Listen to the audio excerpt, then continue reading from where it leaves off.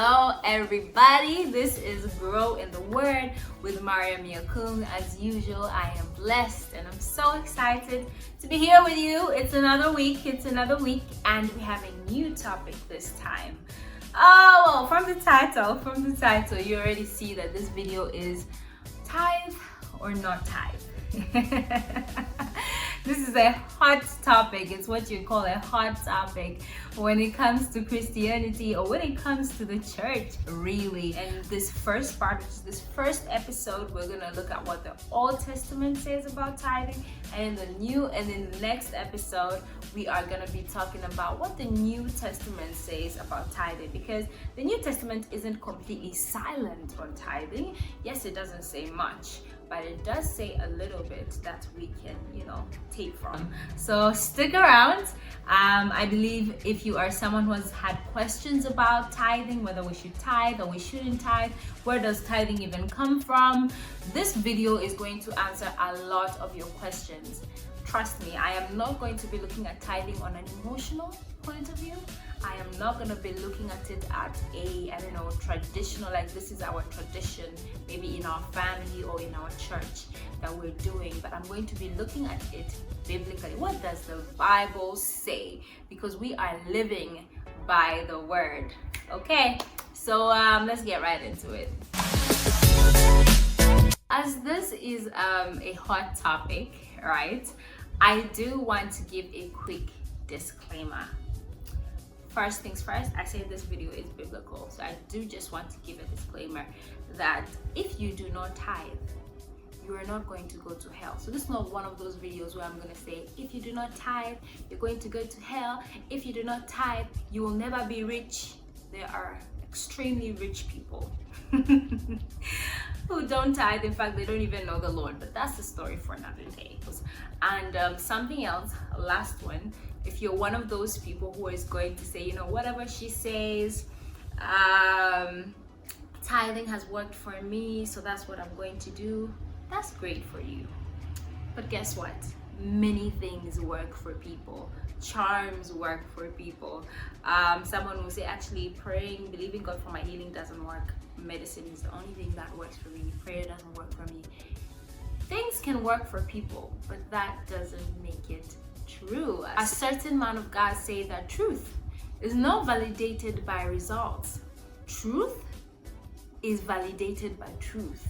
Truth is a standalone. So something is not true just because it works for you. Just because something works for you doesn't mean it is true.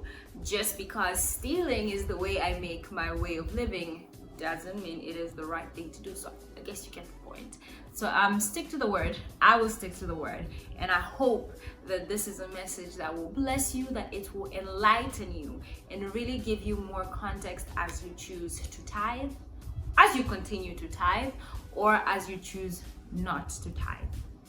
I'm not saying you shouldn't give. I'm talking about tithing. Again, hot topic, hot things are gonna be said, and I'll be really, really interested to hear your thoughts in the comments.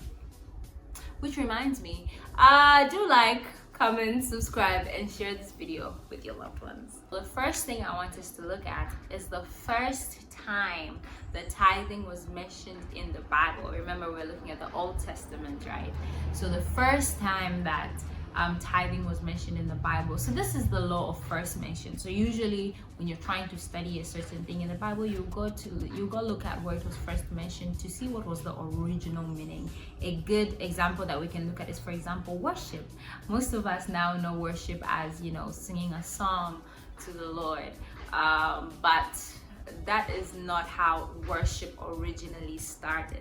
So it's almost similar to tithing as well. In Genesis 14:20, tithing is first mentioned, and we see how Abraham, so Abraham is Abraham, right? We see how Abraham, he was called Abraham at the time, Abraham, gave 10% of his goods to Melchizedek.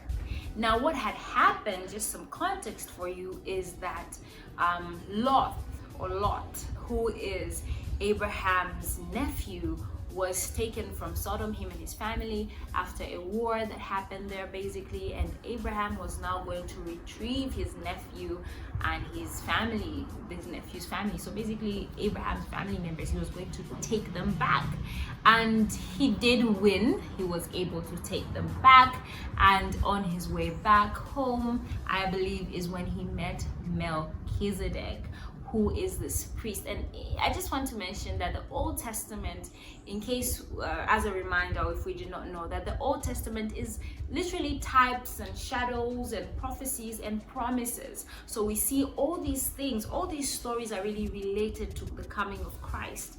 They are a foreshadowing, if I would say, of the coming of Christ. And the New Testament is the fulfillment of all of these things that we see. And in this context, really, this part where tithing was mentioned, for me it was not just revealing tithing, that Abraham gave 10% to Melchizedek, but it was revealing Christ, because Melchizedek was seen as it was a priest, right? And the person that comes from Abraham's lineage is Aaron. Now when we look as we're reading Genesis, we see that there was Aaron and Moses, and Aaron was a priest basically. So Abraham giving to Melchizedek is kind of saying that, was saying that it was a symbol, that it was a show that this Aaronic priesthood is inferior to Melchizedek's priesthood, of which maybe another time we can look at it further, but basically Melchizedek was representing a kind of Christ. So this part is revealing more Christ rather than anything else. But anyways, this is the first time tithing is mentioned. And what Abraham did, he took part of the goods, 10% of the goods that he had gotten from war, and he gave them to Melchizedek. So Abraham giving this 10% was his way of saying thank you, because Melchizedek, this priest, or I would say high priest, blessed Abraham, and Abraham felt the need to give this 10%. So this is the first time that we're seeing the issue of tithing. Now, the second time that tithing is mentioned is in Leviticus. Now, this is a time when the people of Israel, they basically said, no, God, we do not want to talk to you directly. We want you to talk to us through Moses, right? And this is the time when the law in the Old Testament was introduced. And one of the things that happened is that Moses picked a tribe. So he picked the Levites, and from that tribe would come the priests, right? The people who would offer sacrifices on behalf of people. So Leviticus 27:30-32 shows us that Moses, he set up this structure, and the priests, they were not supposed to work. So people were supposed to bring their tithes to the priests so that the priests can, they can survive, they can live. And the people would actually tithe in the form of crops, any crops that they would harvest. So Deuteronomy 14:22-29, as we read those verses, we see that there are three types of tithe. The first type of tithe is actually a tithe that is given once per year. So once they used to farm, so once you are harvesting whatever it is you planted, you bring 10% into the temple of God, right? And you give it to the Levites. So this was the one type of tithe that was paid to the Levites. And as we continue to read Deuteronomy, we see that interestingly there's a second type of tithe, and this second type of tithe was not paid to the priests. And the Bible says that, okay, so what the people would do is that, okay, we've harvested. What we're going to do is we're going to take the food, everything we have, the food and all of that, and we're going to prepare it, and we are going to go to the temple of God, and we are going to eat. So Miriam's family will go to eat in the temple, eat and drink and basically enjoy, right? Be happy, rejoice. The Bible says rejoice, right? As they are eating and drinking and laughing and just enjoying their time with their family. And the Bible says that for people who probably live far from this area where God is, what you need to do then is sell your crops so that you make money, and then go to the place where God is and buy with the money that you got from the 10% of crops that you sold, buy different foods, buy drinks, and then eat and enjoy with your family, rejoice with your family. So this was an interesting second type of tithe that I found when I was studying this topic of tithing. Now the third type of tithe that is mentioned again in Deuteronomy is a tithe that is paid to the priests, like the first type of tithe that I mentioned. So this how do we do three? So this third type of tithe is paid to the priest, but this one is paid once every 3 years. So from your harvest, once every 3 years, you will give this 10% of crops. Now, I want us to go back to when we looked at tithing, the first time tithing was mentioned in Genesis, and I told you that there is levels to priesthood, right? So even within the Levites, there were levels to priesthood. There were some priests who had a higher position than the others. So for example, let's say I'm an Israelite who is not a priest, so I'm not a part of this tribe. From the other tribes, I pay the 10%, right? And then the priests who received my 10% are now supposed to pay a 10% of what they received to a priest that is higher than them. And basically that is how it would go. And the most famous verse that is used when it comes to tithing, and I know that many of us, or many pastors, many great men and women of God also use this verse when they are praying for people after they give offering and all of that. This is a verse that is usually taken out of context most of the time. Malachi is written chapter 1, chapter 2, chapter 3, and chapter 3 is where this verse is from. If you look at chapter 3, verse 10 and 11, you'll see what I'm talking about. The verse about the devourer, basically, that you should give.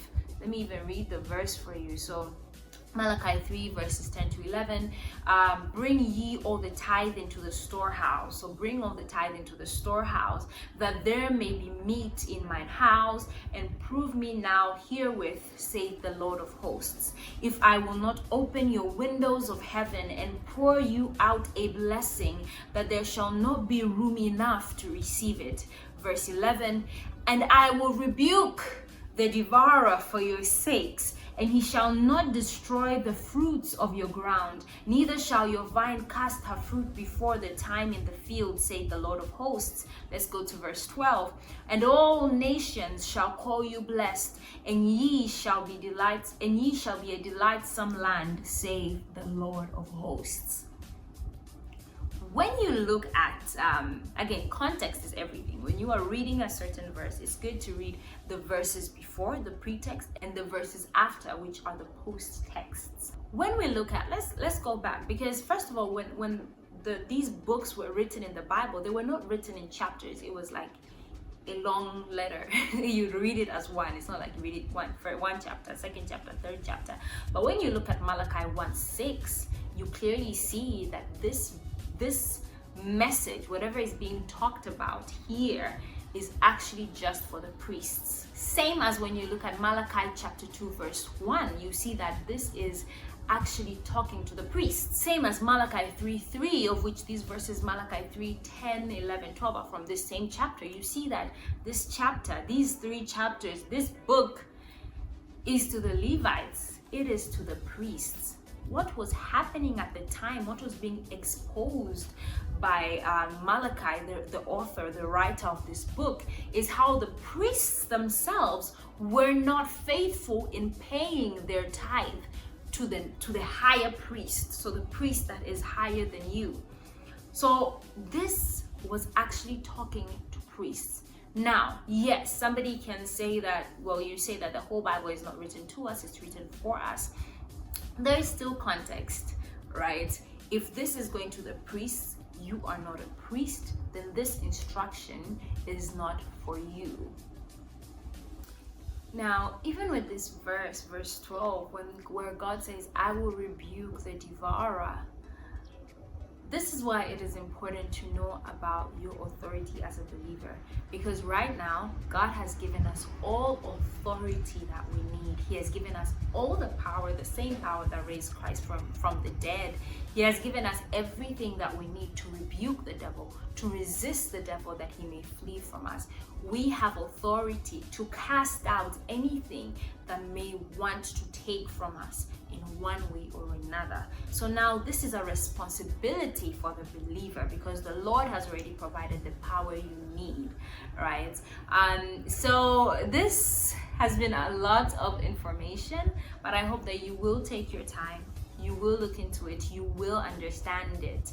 And this is basically a good summary, I would say, of what the Old Testament has to say about tithing.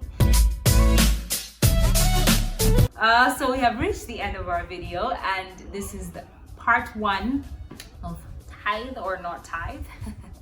I don't even know if I'll actually end up calling it that, but this is part 1. And part 2, we are going to be looking at what the New Testament says about tithe, what the New Testament says about giving. Remember, I have been talking about paying tithe, and in the New Testament there is a real stress on giving, and giving cheerfully, giving with love. And we're going to look at that in the New Testament, look at the places where the New Testament talks about tithing.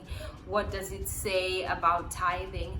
And I believe that after this video and the next video, you probably have some good context that will show you what tithing was really about, and you can make your own informed conclusion on whether you should tithe or you shouldn't tithe, whether you should continue tithing or you should stop tithing.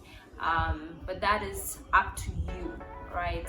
I am here sharing the truth, and you will decide whether you should take the truth or you should leave it. So yeah, I believe you have been blessed. To share this video with your loved ones. I know many young people are struggling with this issue of tithing, and probably many of you have looked, you've done your own research, you've looked into it, and this is just a video that you can share with your friends, share with your with your aunties, with your parents, so that they too can, they probably know it, but they too can be reminded, or they can actually know the context of tithing in the Old Testament. And then finally, the next video, you get to know what the Bible says in the New Testament. I've been repeating myself a lot, so thank you very much for tuning in, and stay blessed.